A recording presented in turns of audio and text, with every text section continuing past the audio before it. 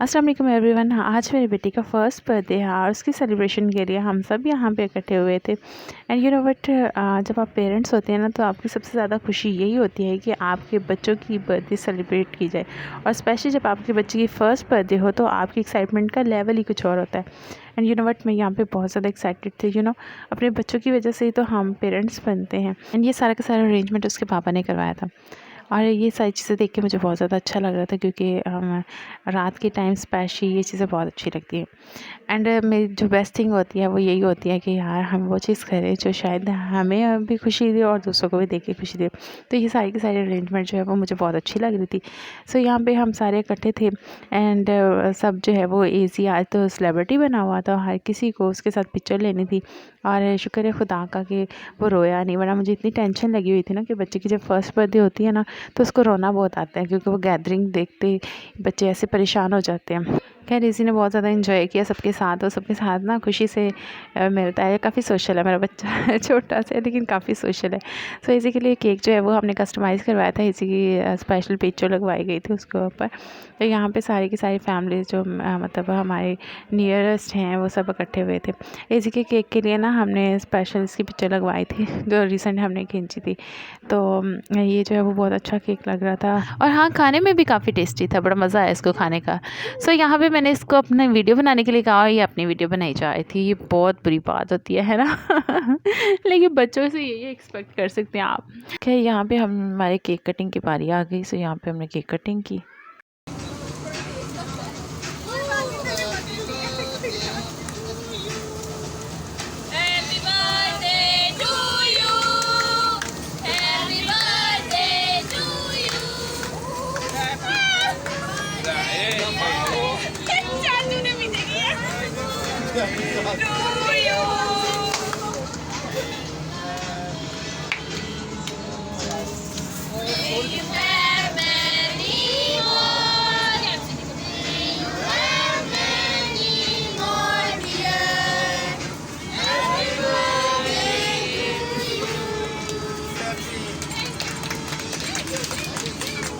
खैर पूरे cake cutting के दौरान ना ऐज़ी की कैप टिक नहीं रही थी क्योंकि उसे ना इरिटेशन हो रही थी, बार बार हाथ मारी जा रहा था।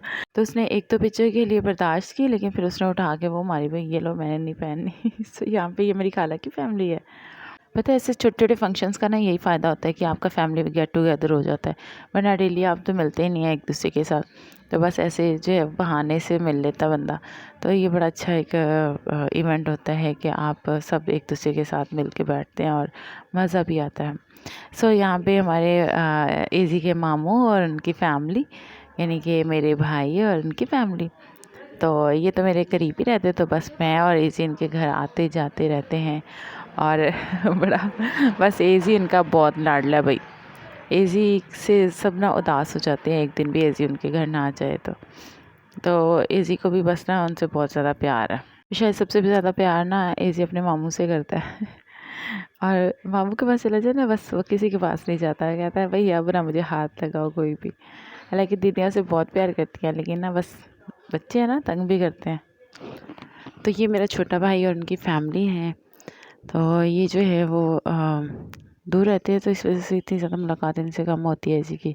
लेकिन एजी ना काफ़ी सोशल है, फिर भी अब बड़ा हो गया ना तो समझना शुरू हो गया, तो इसलिए वो खूब इंजॉय कर रहा था सबके साथ। उसे ना मेरी परवाह भी नहीं होती, जब वो सबके पास होता है ना तो इतनी ज़्यादा टेंशन नहीं होती है मुझे भी। एंड पता है एजी को जो गिफ्ट्स मिले थे ना, वो इनको छोड़ ही नहीं रहा था, इतना एक्साइटेड हो गया था उनको देख के। तो इसको वैसे भी जब हाथ में चीज़ आती है ना, छोड़ता ही नहीं है। तो यहाँ पे ये चाचू की फैमिली है, सब बच्चे इससे बहुत प्यार करते हैं यहाँ पे। तो यहाँ पे मैंने कहा यार मैं तो रह गई हूँ, मेरा शूट तो हुआ नहीं इसी के साथ, तो फिर मैंने भी इसके साथ जो है वो थोड़ा शूट वूट कर लिया। पता है एक मेमोरी होती है आपकी। तो ये ऐसे डेज जो है ना वो रोज़ रोज़ थोड़ी आते हैं, कभी कभी तो आने होते हैं, तो इस वजह से इनको खूब इंजॉय करना चाहिए। पता है जब हमारा बचपन था ना, तो तब तो हमारी बर्थडे को भी याद भी नहीं करता था, मतलब हमारे पेरेंट्स को भी शायद याद नहीं होता था कि हमारा बच्चा इस डे में पैदा हुआ था और हमें तो बिल्कुल पता नहीं होता था। और जब हमने 9th-10th किया तो फिर हमें एहसास हुआ कि भाई हमारा बर्थडे भी होता है। यहाँ पे मैंने कहा चलो मैं भी अपना बर्थडे शौक पूरा कर लूँ।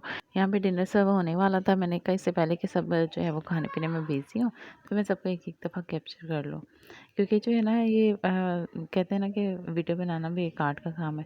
तो बनाते बनाते मुझे याद आ गया कि यार, मतलब इंसान को ना सेटिस्फेक्शन होनी चाहिए। मेरी कोई जब भी वीडियो या फ़ोटो बनाता है ना, मैं कभी भी सेटिस्फाई नहीं हुई, क्योंकि ना शायद मुझे लगता है कि मैं अपनी सेल्फ़ी ज़्यादा अच्छी बना लेती हूँ।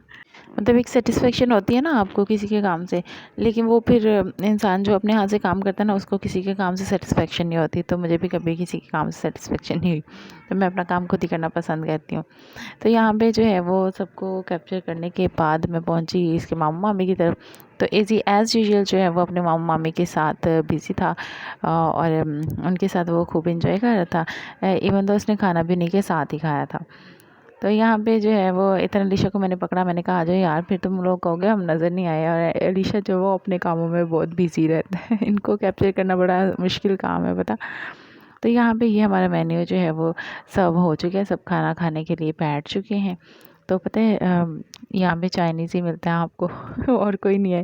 तो यहाँ पे डिनर सर्व हो चुका था, सब खाना खाने में बिज़ी हो चुके थे और मैं सबकी वीडियो बनाई जा रही थी एज़ यूजुअल। तो खाना खाते हुए वैसे भी ना वीडियो बनाना बहुत बुरी बात होती है।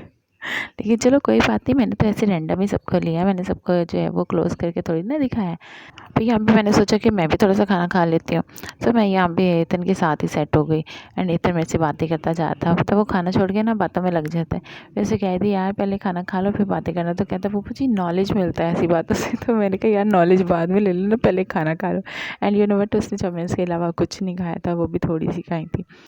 सो यहाँ पे मैंने ना पता है ठंडी कोल्ड ड्रिंक पी ली थी, और उस दिन से मेरा गला ख़राब है। और इसलिए क्योंकि अभी मौसम नहीं है ना, तो इस वजह से हमें थोड़े से ना एहतियात करनी चाहिए। तो यहाँ पे सब कुछ करने के बाद एंड में हम यहाँ पे इसके एजी के पापा का वेट करते हुए हम बाहर वेट कर रहे थे, और वो अंदर सारा कुछ जो है वो वाइंड अप करके आएंगे। एंड यू नो एजी को इतनी भूख लगी हुई थी, उसके बावजूद वो इतना इंजॉय करता जाता। और जहाँ पे उसको याद आता था ना, फिंगर मुंह में डाल के उसको चबाना शुरू कर देता था। तो यहाँ पे हम एजी के पापा का वेट करते हुए हमने कहा चलो हम यहाँ पे भी वीडियोस बना लेते हैं। हम रूफटॉप से नीचे आ चुके थे और एजी को यहाँ पे भूख की इंतहा हो चुकी थी।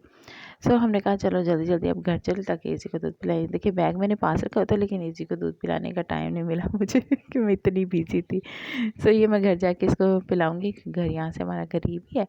तो एजी फिर भी इंजॉय कर था। सो इसके बाबा आए तो फिर हम घर की तरफ चल पड़े। एनीवेज आज का व्लॉग अगर अच्छा लगे तो वीडियो लाइक ज़रूर कीजिएगा, एंड प्लीज़ सब्सक्राइब करके जाना यार। Thank you very much.